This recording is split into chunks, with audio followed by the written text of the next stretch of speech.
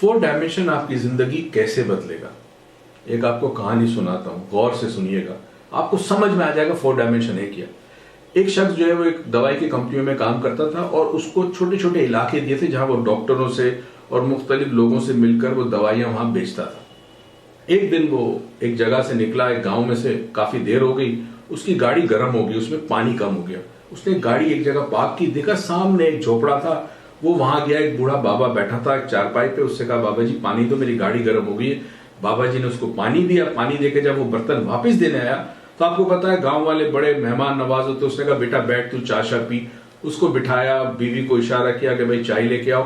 अभी बाबा के साथ गपशप कर रहा है, उसने एक अजीब और गरीब मंजर देखा। उसने देखा कि जमीन पर बहुत सारी मुर्गियां और उन मुर्गियों के बच्चे, और उन बच्चों में एक शाहीन का बच्चा था।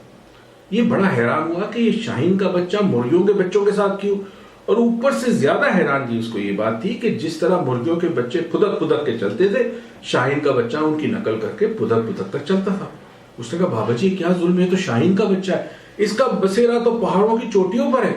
उसने कहा क्या करूं, उसकी मां मर गई, मैंने इसको यहाँ मुर्गियों के साथ रख दिया, वो मुर्गियों के साथ रहते हुए अपने आप को मुर्गी का बच्चा समझ रहा है। उसने कहा बाबा जी मुझे दे दो शाहीन का बच्चा। बाबा ने कहा ले जा, कोई बात नहीं। खैर जी उसने डब्बे के अंदर शाहीन के बच्चे को रखा, अपनी गाड़ी में आया, अपने घर पे आया। अब रोज ये करता कि जब शाम को घर आता ना, शाहीन के बच्चे को ऐसे हाथ में उठा के हवा में फेंकता और कहता उठ उड़। अब वो शाहीन का बच्चा इतने अरसे से वो मुर्गियों के साथ रहते हुए अपने आप को मुर्गी समझ गया था। उसे पता ही नहीं था कि उसकी असल हकीकत क्या है, उसे किस मकसद के लिए पैदा किया था।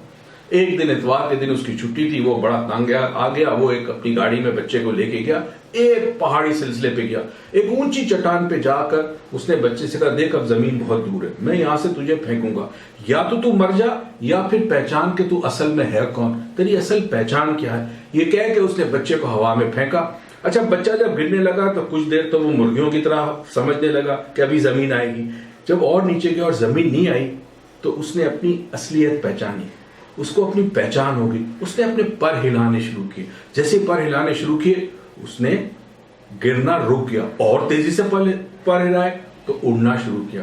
कुछ देर के बाद ये उड़ने लगा।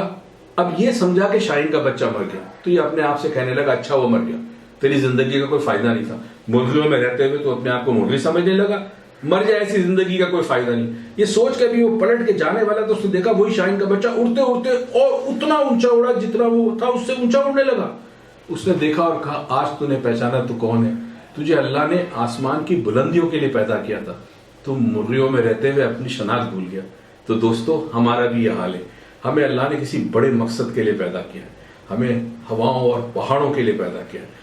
हम अतराफ में जो इन्वायरमेंट होती है हमारी, वो हमें दबा देती है, हमारा कॉन्फिडेंस खत्म कर देती है, हमारी इज्जत नफ्स मजरू होती है। हर कोई हमें कहता है तुम ये नहीं कर सकते, तुम किसी काम के नहीं हो। फोर डायमेंशन में आए, मैं आपको बताऊंगा आपकी असल पहचान क्या है।